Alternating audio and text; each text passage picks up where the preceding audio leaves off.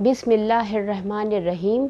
My self Nida Fatima and you are watching Madhosh style and craft creation. आज हम मौला हुसैन की माथे पर लगाने वाली लब्बैक या हुसैन की पट्टी बनाएंगे। और दूसरे क्राफ्ट में मैं आपको बताऊंगी कि शादी में जो इन्वेलप दिए जाते हैं उसको कैसे बनाते हैं, जिस पे कॉइन लगा होता है।